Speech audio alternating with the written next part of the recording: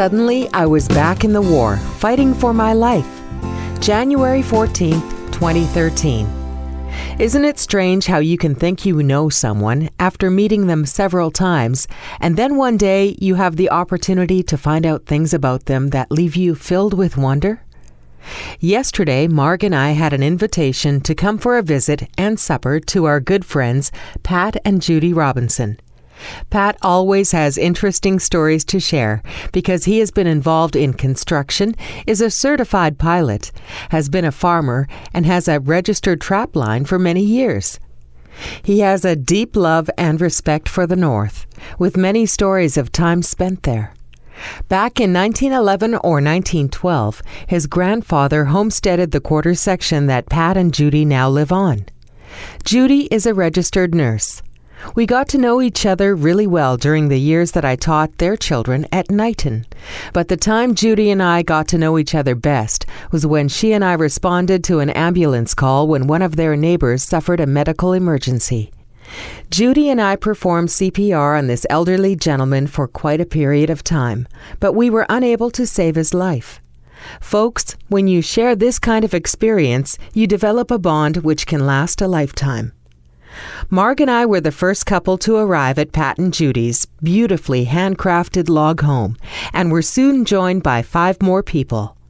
Many stories floated around the table, but I would like to focus on one gentleman in particular, because I thought I really knew this chap previously, but boy, was I mistaken. Previously, I had known Larry Sape as he and Katie are one of our satellite customers. While in their home, Larry showed Lanny and me some of the photos and souvenirs he collected along the way in his years as a race car driver, when there were no such things as speed limiters built into the race cars. When you sit next to a gentleman who has driven a car in some of the most prestigious races in the USA, there is true admiration for some of his stature. At least there is for me. I thought that being a race car driver, a farmer, rancher, cowboy were wonderful attributes that a man could hang his hat on. But there is more to Larry than meets the eye. Larry and Pat talked about their days as airplane pilots, and they were slinging numbers of airplane models that left this country bumpkin in the dust. I was like a little kid sitting at the feet of great storytellers, and I enjoyed every minute of their tales. Their discussions also led to tales of trapping and hunting, and who was allowed to do what with respect to hunting and trapping in various regions of Alberta. Since Larry walks with the aid of a cane, some of the discussion centered on the medical issues he faced and how much progress he has made since being in hospital. The hospital story that really captured my undivided attention was when Larry talked about the time he spent in hospital in Edmonton, not too long ago. Let me preface this story by telling you that Larry is a husky gentleman, and I'm sure he has wrestled his share of steers and horses. So you will know that he was very strong at one time, and probably still is when the times require it. Larry told us of the time he had his knee replaced. For a period of 24 hours, he was highly sedated, so events can put you in a very strange place while you are under the influence of painkillers and anesthetic. The day after his operation, Larry was sleeping with his leg in a sling for support. It so happened that Larry was in a 5th-floor ward, with his bed adjacent to the window, where the hospital expansion was taking place, right below his window. At exactly 7 a.m., construction started, and huge piles were being driven into the ground for a solid foundation, using a repeating air hammer pile driver, which makes a sound a bit like a machine gun. To top it off, they were near the approach to the runway at the airport, which was not too far away, and so, in a daze, Larry could hear the sounds of a machine gun and jet fighter, all in the same moment that a Korean nurse was gently shaking Larry to wake him up.